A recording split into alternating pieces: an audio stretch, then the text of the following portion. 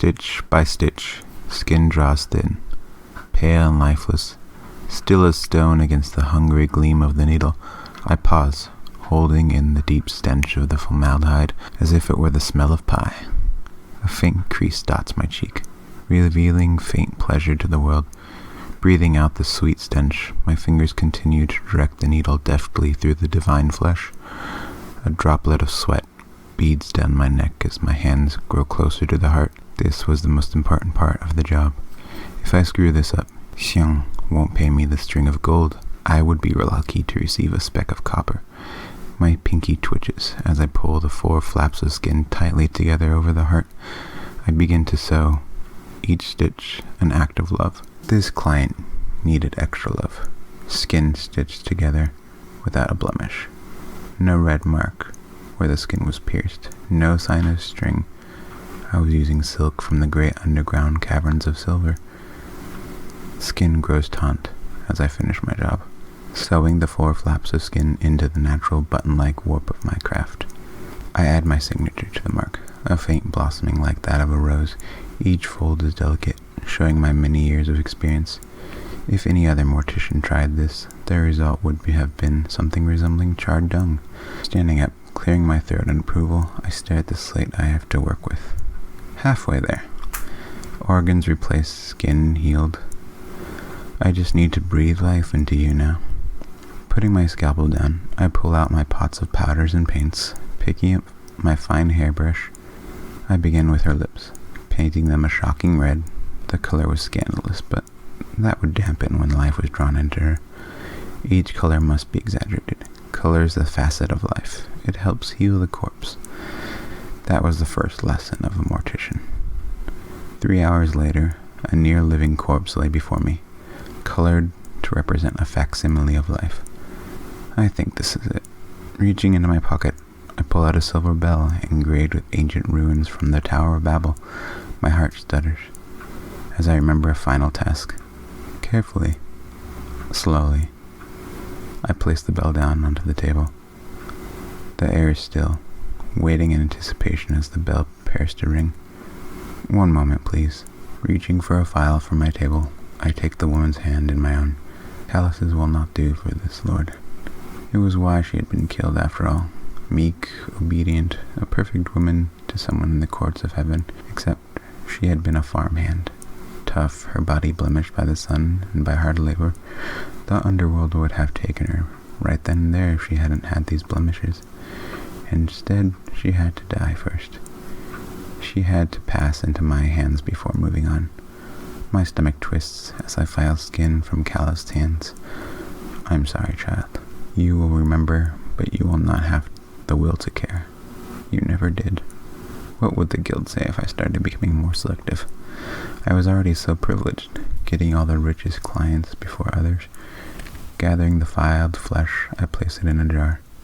She wasn't a magical being, but her essence would hold some power if I refined it. Turning to the bell again, I pick it up. The air has grown taut, tighter than a boa constrictor around its prey. Sorry there, old friend. I ring the bell. The spirits in the air are released, rushing towards the corpse. Skin becomes colored, as color drains from the makeup I have worked so hard to apply. Skin bulges as blood begins to flow through the dead veins. Her chest inflates as lungs fill with air. Eyes flicker open. Long, dark lashes flutter the air like a theater curtain, revealing mesmerizing brown eyes, deep, infinite. The eyes gather the world and reflect beauty from within. My breath catches as I witness my masterpiece breathe itself back to life. The girl sits up, blinking. Hello, welcome back. I look down at the words written on my hand, at the name I have written there. Rin, I imagine this is disorienting, but you are alive and fine. The cart hit and killed you, but the gods have seen fit for you to live and join them in their court rather than being reincarnated. Understanding slowly glowed beneath her eyes as life stuttered back into her. She takes a shaky breath and chokes on the air. Hacking coughs rack her small frame as air struggles to find the right path. Grimacing, I reach for the glass of water I keep on my desk for these moments. Here, child, take this. Strong, slender fingers take the glass from my wispy, stretched fingers. She sips of the water. I smile. Impressive. Few people know how to drink after coming back. They normally gulp the water or just pour it onto their head. You're adjusting well. Black lashes flutter in my direction as Rin's brown eyes settle on me, burn into me with focus. Shifting, I pick up a brush from my desk. May I? Hair is the one thing I can never get right while life isn't around. A living body gives hair life. Rin nods, brown eyes still burning into my soul. My flesh shudders and rises as I maneuver away from those eyes. She is too smart for a farmhand. Did I mess up? I only added pieces of Artemis and Aphrodite to her. She had to be strong to handle the court, and beautiful. This combo of god and human had worked before. It produced meek, beautiful humans that were able to maneuver the court. They did not aspire to be something more than their husband's wife, and they did not allow anyone to usurp their husbands. Her eyes, though. Shaking my head, I begin to pull ivory teeth through Rin's silky black hair. It ripples like water under the brush, gleaming to life as the brush combs through the oils I had staged for this moment. Is the peppermint to your satisfaction? I can get you something else. No, this is fine, thank you. Back, ramrod straight, Rin barely tilts her head with the brush, ignoring the enjoyment most of my clients succumb to. Something really had gone wrong. Restart protocol? I reach for a single strand of dark hair I'd taken from her body. It was tied to her life force for the next hour and allowed a mortician a way to deal with dangerous subjects. This would burn all her organs, killing the god pieces within her. It would also cause her to collapse. I would have to recollect the organs, and then what? Her mind was the problem. She wasn't as meek as she was supposed to be. I wouldn't reset me if I were you. I worked too hard for the silver coin that brought me here. Ivory teeth pause, becoming star-like pinpricks in Rin's hair. I planned for this, and would really hate for all my time as a meek farmhand to be wasted. It took so long to convince my husband to go along with the plan.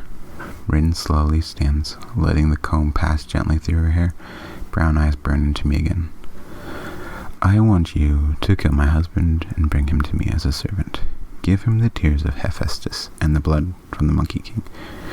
He will need Hephaestus' passion and the Monkey King's stamina to help me conquer the underworld. A slight frown creases her perfect face. My tongue feels different. What have you done to it? I stumble away from her, slightly. I am sorry. I lay a spell called Feather Tongue on you. It lasts for 10 hours and allows me to stop people like you who have nefarious goals among the dead. The bureaucrats of hell cannot fall. I suck in a breath of air and hold the hair between us. Don't do that. The bureaucrats can't get you the hands you are after. They don't have nearly enough gold for that. My breath withers in the cavernous hollows of well-cared-for lungs. Molten chocolate brown eyes burrow into my soul. That is what I thought. How? Desperate, the word uses the last of my breath to wisp through the air towards Rin. Her hair trembles in my hands, longing to reset its prey. My hands ache. They are always. Please. How? Lips part like a crescent moon, glowing with joy. I know several things most conscious beings have forgotten. Do you know they still talk about you and your people in the Crescent Woods? Rin tilts her head and takes a step forward, always searching for hands. Who knew the gods could fix everything but a person's most treasured possession? You hear stories of gods giving people riches beyond their wildest dreams, princesses from faraway lands. Yet, what did these people really want? What was their passion? Pale, cold hands like sand on a winter's night touched my wrists, pulling them and the hair down. You figured that out long ago, didn't you? Yes, it's why I ask for the gold now rather than the goodwill or objects. Gold might lead me to something if I bribe the right people. Rin touches my cheek, giving a brief squeeze. I am immortal, the first gift from the gods when I became a master mortician, except my hands are still dying. Life's a bitch. Rin smiles as I flinch away from her. You know, gods made that saying. They started saying it whenever they gave humans gifts. It kind of made people stop asking them for favors. Always a double-edged sword. I want to change that. The hair slips from my fingers as I take a deep breath. So you want to be the next Empress of Heaven. Even with her power, you can't give me new hands. You would have to destroy everything and restart it as one being. I would die too. How will you free me of my curse? Power returns to me as I state these facts. I bend down, reaching for the hair. Molten brown eyes barely shimmer with apprehension. This stops me. She still has something. I know that wouldn't work. Power is for me. For you, I have the hands of a gargoyle. Where? My mouth falls open, unable to speak anymore. Gargoyle hands were a known cure for my condition. Strong, dexterous hands that were able to withstand the passing of time as my body does. Rin's smile is like that of a twinkling star. My family has found one buried in the darkest corners of the forest. It has been shot long ago, but never collected. I'm not sure how. Soft shoulders sigh. I don't really care. I am grateful, though, because now I get to be here bargaining with you. My husband will show it to you when you get there. I have left him with a coin of his own. Plan his death, invest him with the gods we ask for, and bring him to me. Then you will get your reward. The hair lays forgotten on the floor as I find my voice. Fine. I will do as you say. Your husband will have to show me proof that you have the gargoyle hands. He will. We planned for that. Glaring into Rin's eyes, I nod and gesture towards the door. Smiling, Rin walks forward, prepared to meet her heavenly husband. Her temporary husband, in this case. My mind shivers, rejecting the idea as I follow Rin, preparing my normal introduction speech. Softly treading upon warm dirt, I crawl through the living night air, careful not to be seen by the living. Humans tended not to handle sting psychopumps well.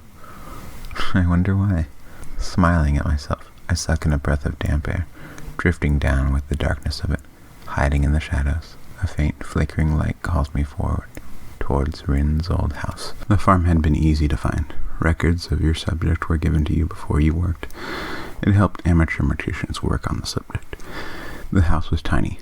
The farm was large and dark. Massive trees surrounded the farm, a war between plants and animals. Why live here? Didn't farmers normally like open fields? Grapevines undulated up trees, grasping towards the sunlight. Where had they gotten grapes? Plants native to the region were planted along the trees.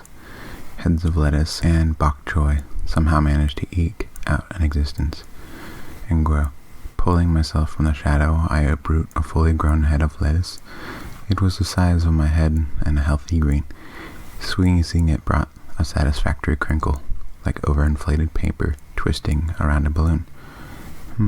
Perfectly fine. I placed the head of lettuce into my shoulder sack, a forward on my payment. I need to find food somehow while on Earth, after all. Shaking my head at the oddity of it all, I turned to look at the house. 10 meters away, it sits in a clearing surrounded by a lake. Okay, so Rin is a fairy princess. Everything makes sense now.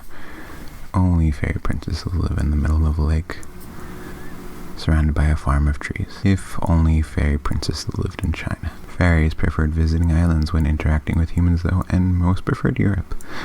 Who are you, Rin?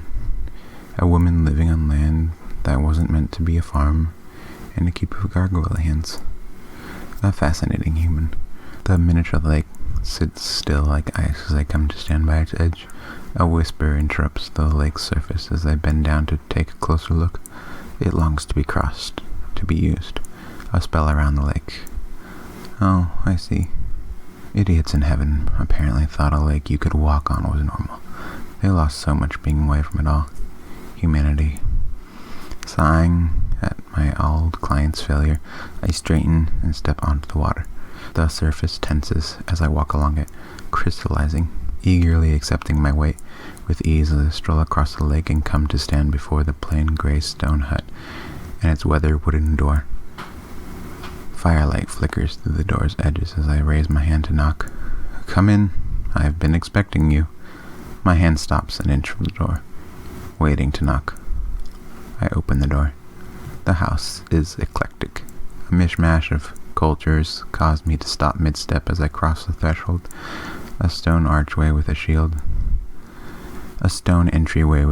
hanging from the wall blends into a raised wooden floor. A small table with pillows surrounds an ornate tea set inscribed with Chinese and Arabic writing. Silk, cotton, and polyester and wool hanging from the ceiling, adding to the room's cacophony. A man sits at the table, pouring hot water into a wooden mug. A gentle smile touches the man's face. "You're from Ireland, right?" A crease folds the man's forehead as my face refuses to react. "Mesopotamia? Are you that old?" My blood warms as I pass through the door's warding. The room brightens, smells assault me as I take my shoes off at the step and join the man at his table. I use a wooden mug in my office because I'm clumsy when I work. I dropped too many glass mugs and bowls in my youth. The wood was soft and unused as I lifted it to my mouth. The contents of the mug were sweet, biting, and warm, like winter's night. Midwinter. The atmosphere outside wasn't cold enough for that. Is it really so late in the year, or are you trying to remind me of my old life? Humans. Always trying to use nostalgia. It wasn't going to work on me. You know I have been working with the heavens for a millennia now. Why do you think I would care for such things? I wouldn't. The man's smile falters as he leans back, brushing his hair from his eyes. My wife, though, his smile brightens. It is winter anyway. There are charms set up to make this house more comfortable. My wife's talents allow us to live well among humans. Not as well as the gods do, though. A dark shadow covers the man's face as he looks into his ceramic mug. Frowning, I set my mug down. Do you want to rule heaven, or is it your wife's idea? My mug trembles. I remove my hand from it and onto my lap, hiding my infirmary. You're fine with the luxuries of life, but she has always craved more. Is it why she learned the old magics? How much of her soul does she have left? A single eye peeks out of a frizzing mass of hair. She has all of her soul. Blessings become very powerful if concentrated inside one body. The chill of midwinter finally reaches my blood as I realize the implications. How many blessings does she have? How many accidents? Deaths? Lives? My hands stop shaking as I clench them. Why didn't heaven notice? Too many hiders have blessed her. She was harmed in her youth. A god blessed her. The shimmering eyes darken. It wasn't strong enough of a blessing. She was blessed again after that, though. 2 down. 5 to go. Oh, and then your 2 additions. Athena and Aphrodite, right? Sighing, the man pulls his hair back and rolls onto his feet. Come on, we have to go see your reward. Remember why you're here. Yeah, I do. Standing, I follow Rin's husband as he strolls to the back of his house. Do you really want the tears of Hephaestus and the blood of a monkey king as your blessing? A need for revenge and the blood of the impulsive and forever spry are not always the greatest together. That is not all they are. Besides, it is none of your business. It is my wife's business. You should really stop asking questions. She told me I would have to kill you if you asked certain things. Oh, how kind of you. Thanks for your notice. True love, it could bring out the best in people. This man had become dwarfed by it, becoming a slave to it, to a vengeful woman. I know what vengeance can do to a person. So, what is your name? Rin didn't mention it. Rin's husband twisted a jade doorknob. She wouldn't. She barely remembers me anymore. The man walks through the door, leaving my question unanswered. I follow him, feeling something like pity in my heart, as I put my shaking hands into my pocket. The backyard was nothing like the front. A winter wonderland spread out before me. Fresh snow fell as we trudged through the packed snow. It was easier than it should have been, as if we carried little heaters that were melting the snow in front of us. The smell of pine permeated the air, giving me strength. My hands stopped shaking. The episode had passed. My nerves weren't overreacting anymore. Sighing in relief, I pushed harder through the snow, reaching the man's side as we turned into the thicker groves of trees, away from the sun's warmth. So, Rin's power works best in the darkness? That could be so many gods. It was impossible to guess who had blessed her. 5 before me, 7 in total. A lucky number. You didn't answer my question back there. What is your name? That is something you should stop asking, sir. The ground begins to slope down. I would like to finish this walk in silence, please. I accept his request, pursing my lips as the hill steepens.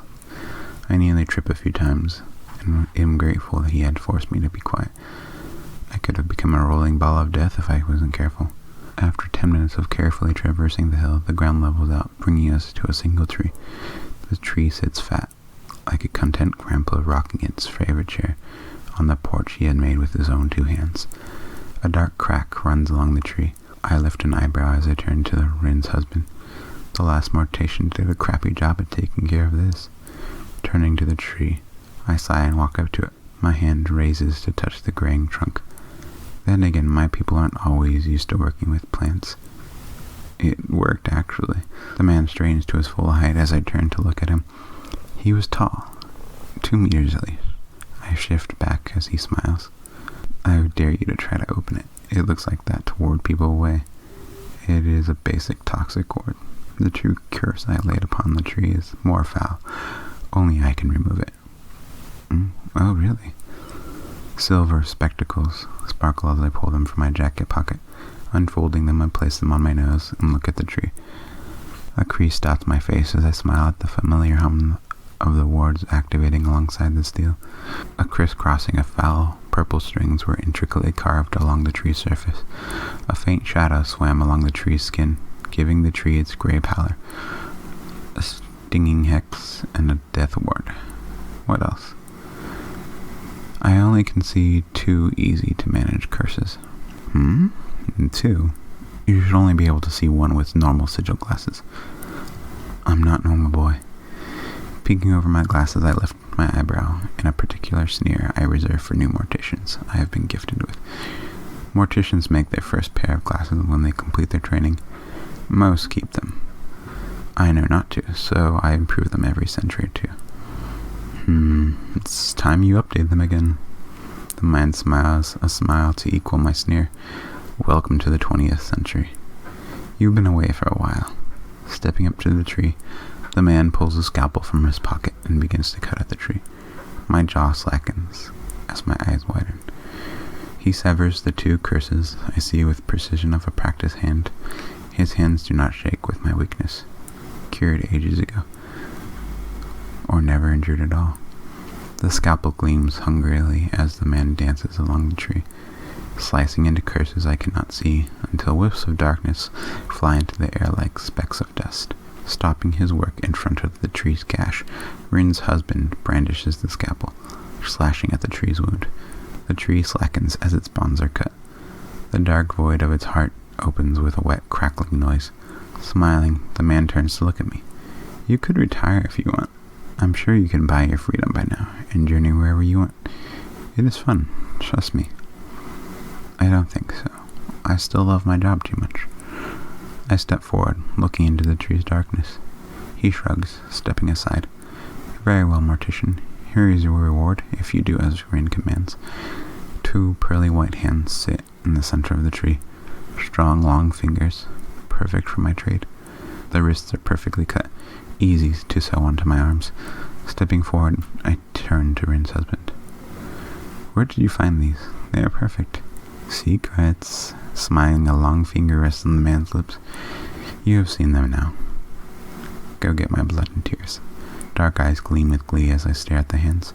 My heart aches, wanting them, but not quite trusting Rin or her husband. Time had not been kind to the great Monkey King. He sits hunched over in a great tree throne.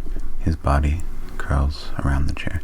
Gnarled hands, arthritic with age, try to uncurl from the tree.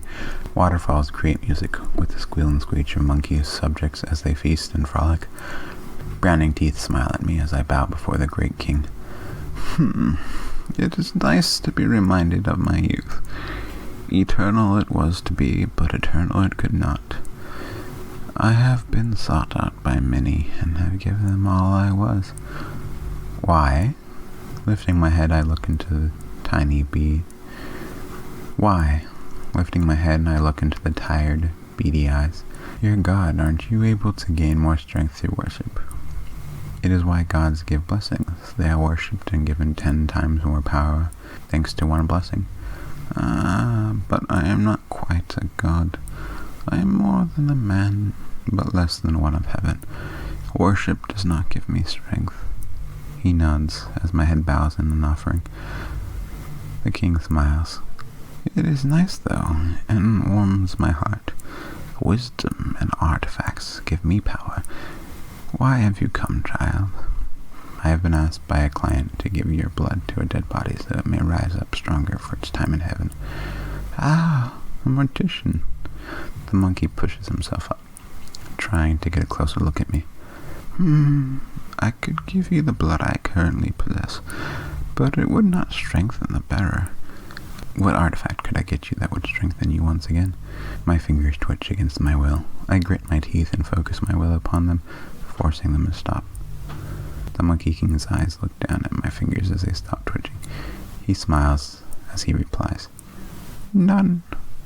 The Monkey King groans as he pushes himself to his feet. The tree throne moans in relief, moss cushions inflating. Wincing as he takes a step towards me, the Monkey King touches my shoulder. Rise, child. Standing straight, I look down at the Monkey King. He is so small, like a child. The Monkey King fumbles with his sleeves as he rolls them back. Take my blood. It can gain power if you take it to the Fountain of Youth, and pick peaches from my land in it. Pulling out a syringe, I take blood from the Monkey King as he smiles at me knowingly. So the Fountain of Youth is the Fountain of Youth? I thought it wasn't believed in enough to be brought into existence. More or less, but under certain circumstances it can be brought to life.